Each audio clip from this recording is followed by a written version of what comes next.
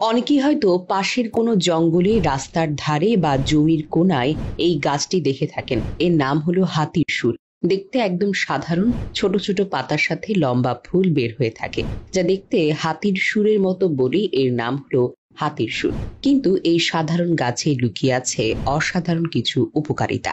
প্রথমে বলি, এই গাছকে আয়ুর্বেদ ও ইউনানিতে বহু বছর ধরে ব্যবহার হয়ে আসছে, বিশেষ করে কিডনি, প্রস্রাব ও লিভারের সমস্যা। এই গাছের পাতা, কাণ্ড সবচেয়ে গুরুত্বপূর্ণ অংশ। গবেষণা বলছে এতে থাকে অ্যালকালয়েডস, ফ্ল্যাভিনয়েডস, ট্যানিনস, স্যাপোনিনস এবং আরো কিছু শক্তিশালী অ্যান্টিঅক্সিডেন্ট উপাদান। এই উপাদানগুলো একসাথে কাজ করে কিডনি পরিষ্কার রাখতে, প্রস্রাবে ইনফেকশন কমাতে, ইউরিন অ্যাটাকে থাকলে তা সহজে বের হতে সাহায্য করে, কিডনি ফাংশন দুর্বল হলে ধীরে ধীরে তা ঠিক করতে সাহায্য করে। একটি বিষয় লক্ষ্য করা গেছে, অনেকের পা ফুলে যায়, ইউরিন ধরা পড়ে, হালকা জ্বর থাকে। এসবই কিডনি সম্পর্কিত সমস্যার লক্ষণ হতে পারে। হাতির সুর গাছের রস এইসব ক্ষেত্রেই ধীরে ধীরে কার্যকর ভূমিকা রাখতে পারে।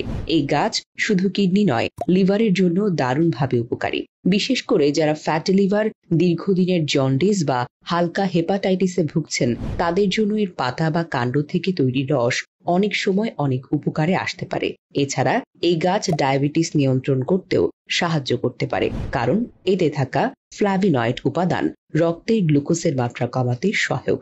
মেয়েদের ক্ষেত্রে অনিয়মিত পিরিয়ড, অতিরিক্ত রক্তপাত, মাসিকের সময় ব্যথা কমাতে এই গাছ ব্যবহার করা হয় গ্রামাঞ্চলে।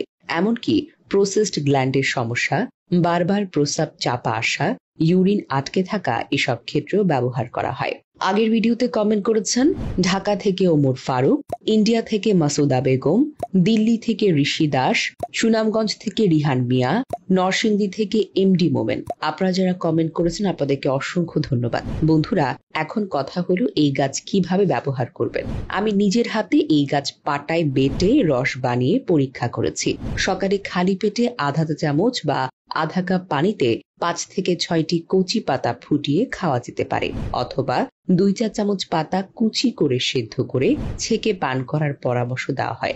অনেকের এখন কথা হচ্ছে, এই গাছ কি সবাই খেতে পারবেন? যদি আপনি গর্ভবতী হন বা সদ্য সন্তান প্রসব করেছেন, তাহলে আগে চিকিৎসকের পরামর্শ নিতে হবে।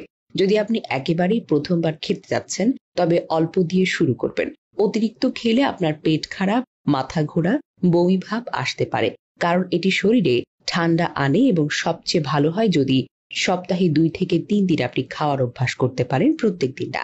আরেকটি গুরুত্বপূর্ণ দিক হলো, অনেকে একবার উপকার পেয়ে প্রতিদিন খাওয়া শুরু করেন, কিন্তু যে কোনো ভেষজ দ্রব্যে ভারসাম্য রাখাটা